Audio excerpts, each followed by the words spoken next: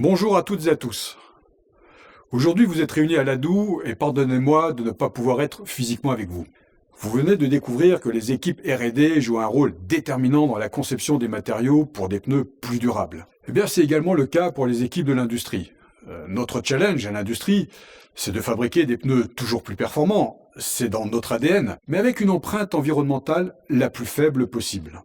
Et le groupe Michelin se préoccupe de l'environnement dans et autour de ses usines depuis longtemps, et plus particulièrement depuis 15 ans.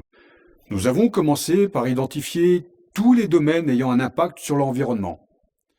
Et cet inventaire nous a permis de définir une approche robuste. Ainsi, nous avons réussi depuis 2005 à réduire de 50% l'impact environnemental de nos 71 usines à travers le monde.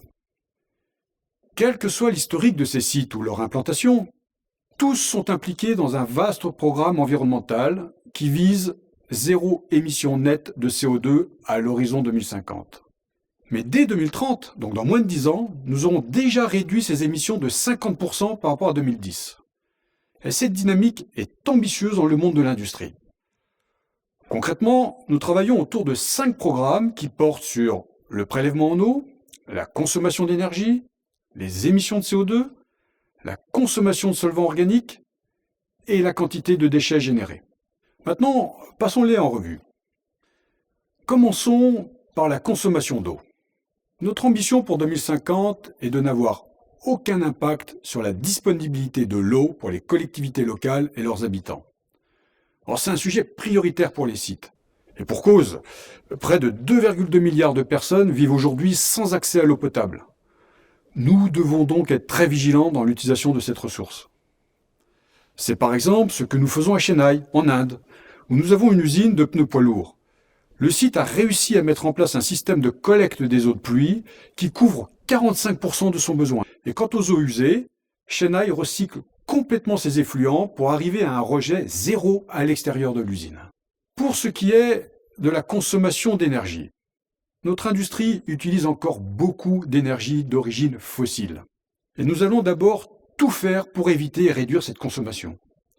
Un bel exemple, c'est le remplacement des presses de cuisson à vapeur, qui sont très énergivores, par des presses de cuisson 100% électriques. Cela nous a pris 10 ans pour les mettre au point, et nous allons continuer à les déployer. Une autre voie, tout aussi complémentaire, est de réutiliser l'énergie. On le fait par exemple dans l'usine de Montceau-les-Mines ou à Clermont-Ferrand, avec l'installation de pompes à chaleur qui récupèrent l'énergie des machines pour chauffer les bâtiments. Tout ce que je viens d'évoquer aide à améliorer notre empreinte environnementale. Mais l'histoire n'est pas complète sans évoquer l'utilisation des énergies renouvelables. Et depuis 15 ans, Michelin se tourne de plus en plus vers ces énergies vertes, comme la biomasse, l'éolien ou le solaire. Donc cela nous amène au troisième programme, qui est la réduction des émissions de CO2. Toutes nos actions ont déjà permis de les baisser de 25% depuis 10 ans. Mais rappelons l'objectif pour 2050, c'est bien zéro émission nette pour l'ensemble des sites industriels, et nous mesurons bien ce qu'il nous reste à faire. En attendant, nous avons un autre exemple, à 2 pas d'ici, au Gravenche, où l'on fabrique des pneus hautement technologiques. Eh bien, ce site a atteint la neutralité carbone en 2019, grâce justement à l'installation de presses électriques, mais aussi à une pompe à chaleur qui récupère les calories issues des machines. C'était le premier site, et d'autres vont suivre cette voie. Regardons maintenant les solvants organiques. Notre objectif est ambitieux. D'ici 2050, nous ne les utiliserons plus dans nos ateliers. Ces produits génèrent des gaz à effet de serre, mais nous en avons besoin pour coller les différents produits qui constituent le pneumatique. Plusieurs sites ont réussi à trouver des procédés alternatifs en remplaçant par exemple de la colle à base de solvant par une fine couche de gomme très adhésive. Vous le verrez dans quelques minutes à Shenyang. Enfin, le dernier des 5 programmes est la gestion des déchets. Alors vous le savez peut-être, mais le pneu est un produit complexe qui est réalisé avec plus de 200 matériaux. Et donc notre démarche est la suivante, réduire, réutiliser et enfin recycler tous ces déchets. Depuis 2005, nous avons déjà réduit le volume des déchets de près d'un tiers.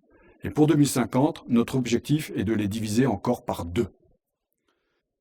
Nous étions également fixé l'objectif de valoriser 100% de nos déchets à fin 2020. Alors nous avons pris un peu de retard, mais nous y sommes presque.